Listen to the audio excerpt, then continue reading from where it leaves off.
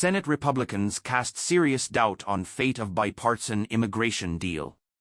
A bipartisan plan to address U.S. asylum and border control policy faces major skepticism Monday, as at least 24 Senate Republicans cast serious doubt on the legislation's chances. Senator James Lankford, Republican Oklahoma, one of the negotiators who wrote the bill, told reporters in the Capitol that he does not think a planned Wednesday vote on a motion start debate can be approved. "We are trying to figure out what to do next," Lankford said. "People are saying, hey, we need a lot more time to go through this." Lankford spoke to reporters after a lengthy closed-door GOP meeting where members vented, sometimes angrily, about the bill.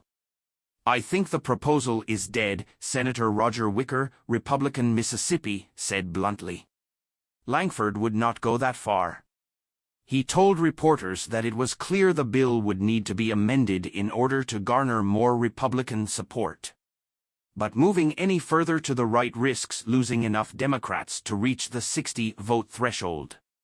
The newly released $118 billion national security bill includes roughly $20 billion for border provisions, including $650 million for the border wall and funding for asylum judges, expanded detention capacity, and other programs. The proposal would also raise the threshold to meet asylum claims, mandate a 90-day initial determination of eligibility, and require border protection agents to turn away all migrants who enter between official ports of entry if the total number of encounters reaches a certain threshold. The bill is the result of months of negotiations following GOP demands that Democrats link border policy to President Biden's request for military aid to Israel and Ukraine. Republican concerns.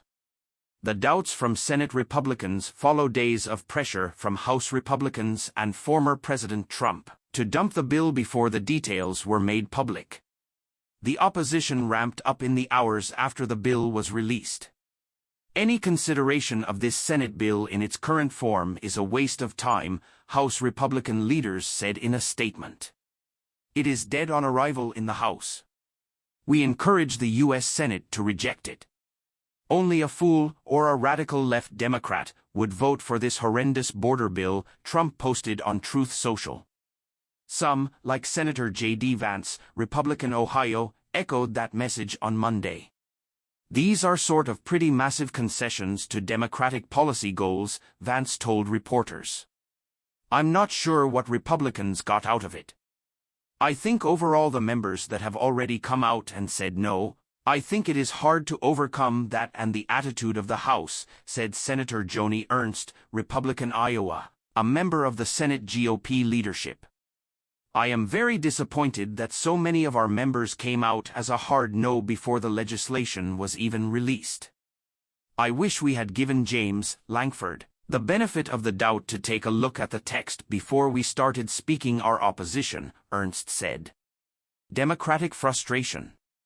"I hope they didn't send Senator Lankford and the rest of us out on a fool's errand," lead negotiator Senator Chris Murphy, Democrat Connecticut, told reporters.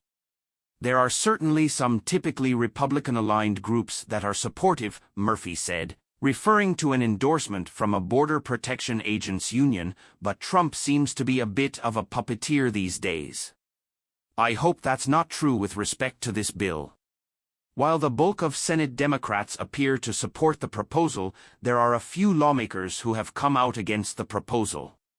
After months of a negotiating process that lacked transparency or the involvement of a single border state Democrat, Senator Alex Padilla, Democrat California, said in a statement, "The deal includes a new version of a failed Trump-era immigration policy that will cause more chaos at the border, not less."